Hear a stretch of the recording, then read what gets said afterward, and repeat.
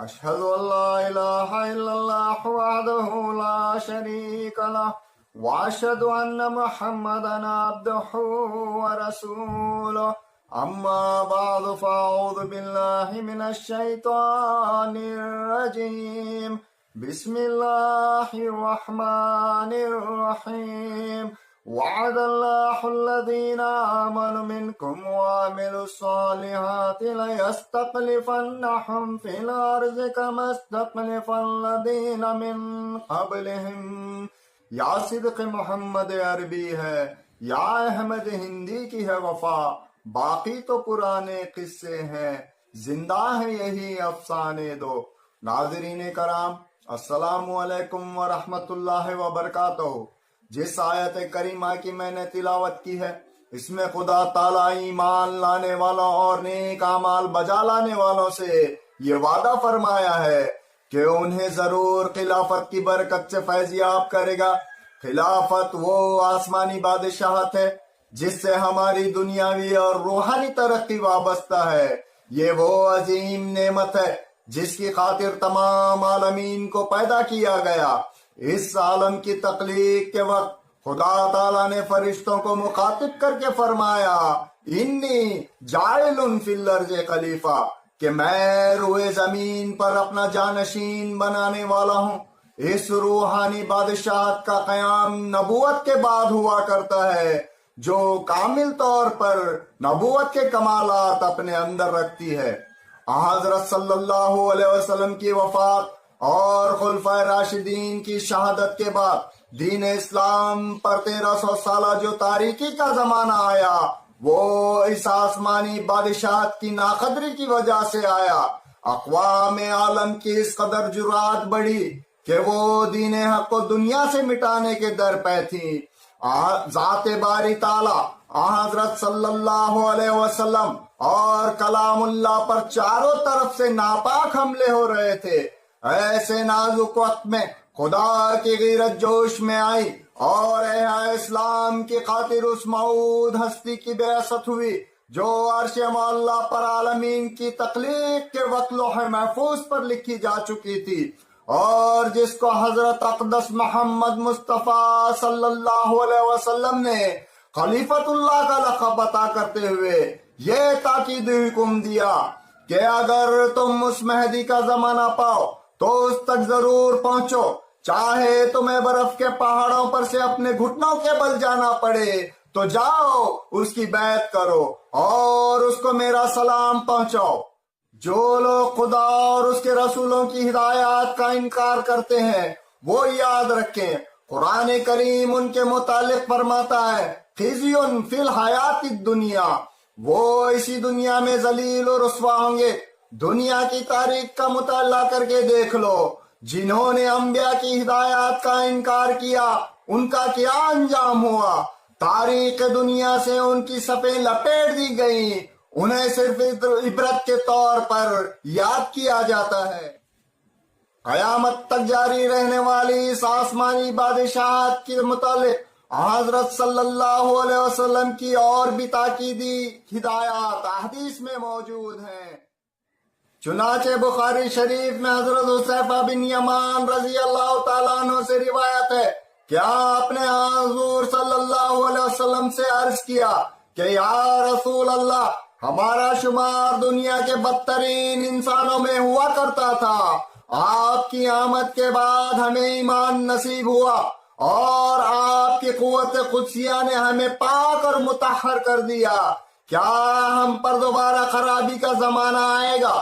اس پر حضرت صلی اللہ علیہ وسلم نے فرمایا، ہاں، میری امت پر خرابی کا زمانہ آئے گا.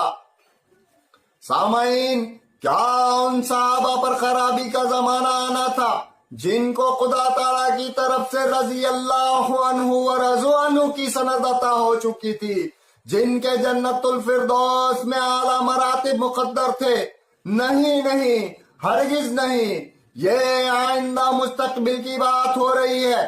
یہ اس وقت کی بات ہو رہی ہے جب امت محمد یا یہود کی طرح 72 فرقوں میں تقسیم ہو جائے گی. یہ اس وقت کی بات ہو رہی ہے جب مسیح یعنی امام مہدی نے امت محمدیہ کی اصلاح کر کے لوگوں کو وآخرین منہم لما یلقوا بہم کے زمرے میں داخل کرنا تھا۔ حضور صلی اللہ علیہ وسلم سے سوال کیا، یا رسول اللہ، ہم پر خرابی کا زمانہ آئے تو ہم کیا کریں؟ حضرت صلی اللہ علیہ وسلم نے فرمایا، فَالْزَمُوا جَمَاعَةَ الْمُسْلِمِينَ وَإِمَامَهُمْ، مسلمانوں کی جماعت جس میں خدا تعالیٰ کا قائم کردہ امام موجود ہو چمٹ جانا۔ اگر جماعت موجود ہو اور خدا تعالیٰ کا قائم کردہ امام موجود نہ ہو تو پھر فرمایا، فَاعْتَزِلْ تِلْكَ الْفِرْقَةَ كُلَّهَا، تمام فرقوں سے اپنے آپ کو جدا کر لینا، چاہے تمہیں جنگلوں میں بسیرا کرنا پڑے۔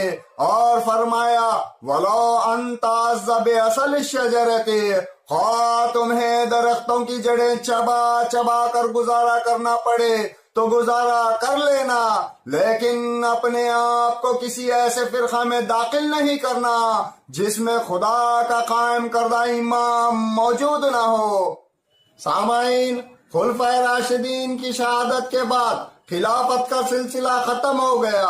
پہلی صدی گزری، دوسری صدی گزری، تیسری صدی گزری، صدیوں پر صدیاں گزر گئیں۔ اس دوران ہزارہ خدا کے مقربین اور اولیاء پیدا ہوئے۔ اندازہ کریں ان کے دلوں میں کتنی حسرتیں پیدا ہوئی ہوں گی کہ کاش ہم کسی نبی کا زمانہ پاتے، کاش ہمیں کسی خلیفہ کا دیدار ہوتا، مگر ان کی یہ حسرتیں پوری نہ ہوئی۔ یہ وہ حسرتیں اپنے سینوں میں لیے قبرستان میں جا سوئے۔ یہ خدا کا ہم پر بہت بڑا احسان ہے کہ خدا کا جلال حضرت صلی اللہ علیہ وسلم کی صورت میں ظاہر ہوا۔ آپ کے روحانی فرزند نے مہدی بن کر دنیا کو ہدایت دی۔ اس خلیفۃ اللہ کے نور سے نور الدین نے زمین کو منور کیا۔ پھر محمود کے ذریعے دنیا نے خدا کی حمد کے ترانے گائے۔ آپ کا سپہ سالار پھر ناصر ہوا، جس کا رہنما پھر طاہر ہوا۔ اب ہمارا امام مسرور ہے اور یہ سلسلہ قیامت تک جاری رہے گا۔ اے سننے والوں، کان کھول کر سن لو اور اس بات کو ہمیشہ یاد رکھو، تمہاری دنیاوی اور روحانی نجات فرمان الہی اور فرمان رسول صلی اللہ علیہ وسلم سے وابستہ کر دی گئی ہے۔ جس طرح تمہارے پہلوں کی نجات وابستہ تھی اور موجودہ نجات اسی سے وابستہ ہے، اور آئندہ تا قیامت تمہاری نسلوں کی نجات اسی امر پر موقوف ہے کہ تم حبل اللہ کا دامن تھام لو اور خدا کی اس آسمانی نعمت کی قدر کرو تا تم وآخرین منہم لما یلقوا بہم کے زمرے میں شمار کیے جاؤ اور دنیا اور آخرت میں جنت کے وارث ٹھہرو۔ ہر طرف آواز دینا ہے ہمارا کام آج، جس کی فطرت نیک ہے وہ آئے گا انجام کار۔ وآخر الدعوانا ان الحمدللہ۔